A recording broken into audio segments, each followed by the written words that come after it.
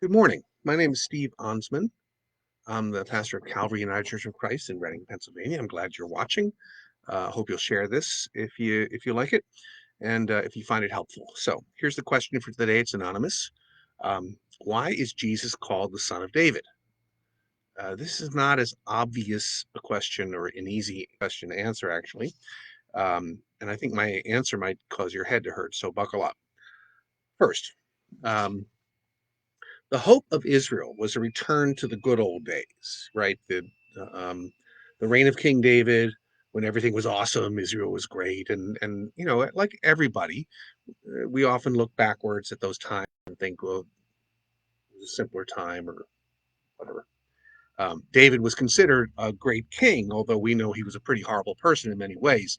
Did a lot of things that were really bad on a personal level, and if you read about him, you probably would agree. And then Jesus is spoken of as being in the line of David, which honestly isn't true if you believe certain things about who Jesus was. Joseph was believed to be in the line of David, a descendant, because he was from Bethlehem. So we have the story, of course, of the family going to Bethlehem so Jesus could be born there in a connection with David, etc. Um, but if we believe in the virgin birth, which I do, then Joseph is not the blood father, the genetic father of Jesus, which means he is not genetically in the line of David. Um, Now, as far as Mary, his mother, scripture is pretty clear in that it's unclear about her. There's almost nothing in there about Mary. She rarely appears, and there's no family information. Now, the church, seeing this in the next century, started to create mythology around Mary because we know nothing about her from the Bible. So we're told that her parents were Joachim and Anne, and that Anne, her birth is in fact the Immaculate Conception, which of course has no biblical foundation. Uh, they are described in a couple of places, in mostly in the second century. Um, in one particular writing called the Proto-Evangelium of James, was probably written around 150 AD. So this is 120 or so years after the death and resurrection of Jesus. Um, they were said to have been a wealthy couple who had no children.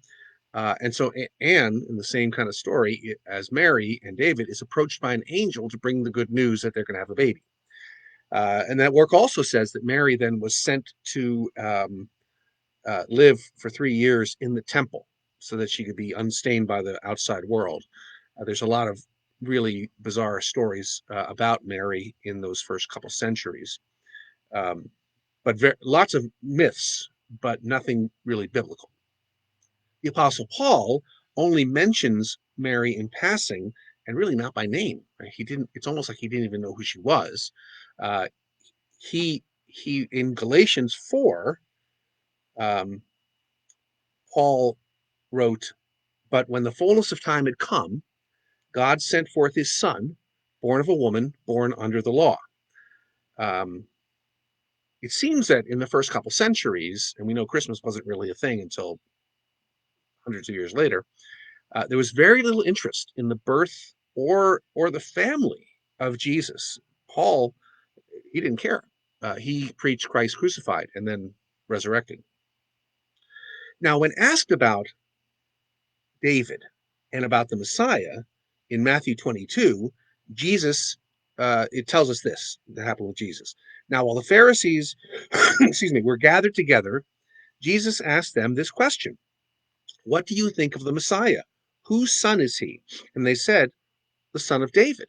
Then Jesus said to them, "How is it then that David by the Spirit calls him Lord, saying, 'The Lord said to my Lord, sit at my right hand until I put your enemies under your feet?'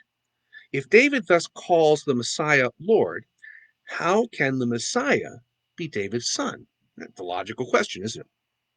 And it finishes with this: "No one was able to give him an answer, as we can't either.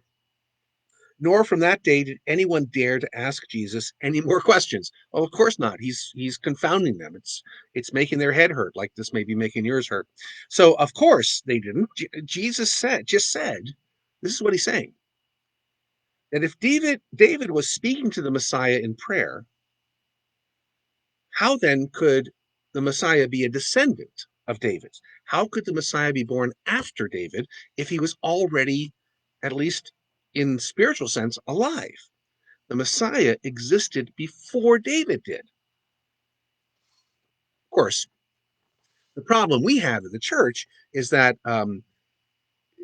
Jesus is constantly being called the Son of David by sick people, his followers, by demons.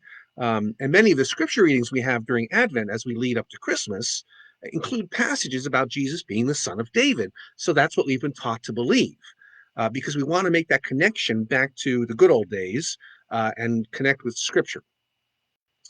The term Son of God, which is somewhat similar, not exactly the same, is used in the Hebrew scriptures to describe angels and humans, but humans also who have a special relationship with God.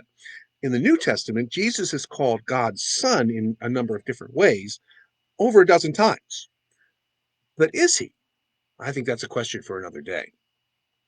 That's all I have for today. What do you think?